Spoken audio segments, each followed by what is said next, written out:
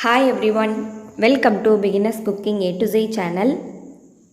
இன்னைக்கு நம்ம சேனல்ல தீபாவளி ஸ்பெஷல் பூந்தி லட்டு எப்படி செய்யறதுன்னு பார்க்க போறோம். இப்போ வாங்க வீடியோக்குள்ள போலாம்.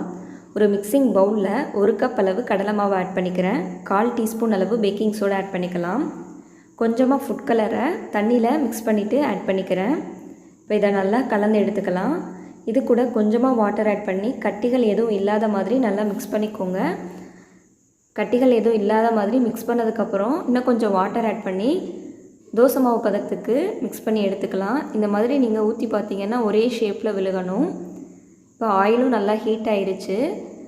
இந்த மாதிரி கரண்டியில் கொஞ்சம் கொஞ்சமாக மாவை ஆட் பண்ணி நல்லா ஷேக் பண்ணிகிட்டே இருங்க. கரண்டியை ஒரே இடத்துல வச்சுருந்தீங்கன்னா மொத்தமாக பெரிய பூந்தியாக நமக்கு விழுந்துடும். ஸோ அதனால் கரண்டி ஷேக் பண்ணிகிட்டே இருக்கணும். ஒரு செட்டு நீங்கள் பூந்தி பொரிச்சு எடுத்துட்டிங்கன்னா திரும்ப அந்த கரண்டியை வாஷ் பண்ணிட்டு தான் அடுத்த செட்டு போடணும். இல்லைன்னா உங்களுக்கு உருண்டையாக அந்த பூந்தி இருக்காது. இப்போ பாருங்கள், பூந்தி நல்லா முத்து முத்தாக பொரிஞ்சிருந்துச்சு. இப்போ இதை வெளியில் எடுத்துடலாம்.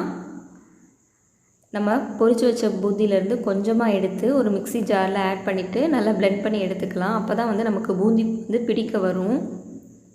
நெக்ஸ்ட்டு ஒரு கடாயில் 3 டீஸ்பூன் அளவு நெய் ஆட் பண்ணிக்கிறேன். நெய் நல்லா உருகுனதும் கொஞ்சமாக முந்திரி பருப்பை ரோஸ்ட் பண்ணி எடுத்துக்கலாம். லைட்டாக பொன்னிறமானதும் இதை வெளியில் எடுத்துருங்க.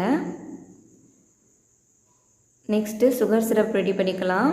அதே கடாயில் 3/4 கப் அளவு சுகர் ஆட் பண்ணிவிட்டு 1/2 கப்புக்கும் கொஞ்சம் குறைவாக வாட்டர் ஆட் பண்ணிக்கிறேன். இப்போ வாட்டரில் அந்த சுகர் நல்லா கரைஞ்சதுக்கப்புறம் கொஞ்சமாக ஃபுட் கலர் ஆட் பண்ணுறேன். இதுவும் ஆப்ஷனல் தான். இப்போ இந்த மாதிரி பாகுபதம் ஒரு சிறு கம்பிப்பதம் வந்தால் போதும். ஸ்டவ் ஆஃப் பண்ணிவிட்டு 1 டீஸ்பூன் அளவு ஏலக்காய் பவுடர் ஆட் பண்ணி நல்லா மிக்ஸ் பண்ணிக்கிறேன். நம்ம ரோஸ்ட் பண்ணி வச்சுருந்த அந்த முந்திரியை உள்ளே சேர்த்துடலாம். ஃப்ரை பண்ணி வச்சுருந்த பூந்தியை சேர்த்துட்டு நம்ம பிளெண்ட் பண்ணி வச்சுருந்தோம்ல கொஞ்சமாக பூந்தி, அதையும் ஆட் பண்ணிக்கோங்க. இப்போ இதை ஜென்டிலாக மிக்ஸ் பண்ணிக்கோங்க. ரொம்ப ஃபோர்ஸாக மிக்ஸ் பண்ணிடாதீங்க.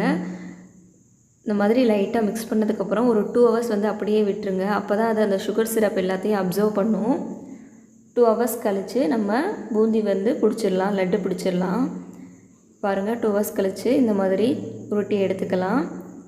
2 ஹவர்ஸ்லேயே உங்களுக்கு நல்லா அப்சர்வ் ஆகி கொஞ்சம் ட்ரை ஆயிரும். ஈஸியாக லட்டு பிடிக்க வரும். இந்த பூந்தி லட்டு ரொம்ப டேஸ்ட்டாக இருக்கும். இதை கண்டிப்பாக நீங்கள் ட்ரை பண்ணி பார்க்கலாம். பிகினர்ஸ் கூட ஈஸியாக செஞ்சிடலாம். அவ்வளோதான், சுவையான பூந்தி லட்டு ரெடி ஆயிடுச்சு. இந்த வீடியோ பிடிச்சிருந்தா ஒரு லைக் பண்ணுங்கள். இந்த வீடியோவை உங்கள் ஃப்ரெண்ட்ஸ் அண்ட் ஃபேமிலிஸ்க்கு ஷேர் பண்ணுங்கள். தேங்க்யூ.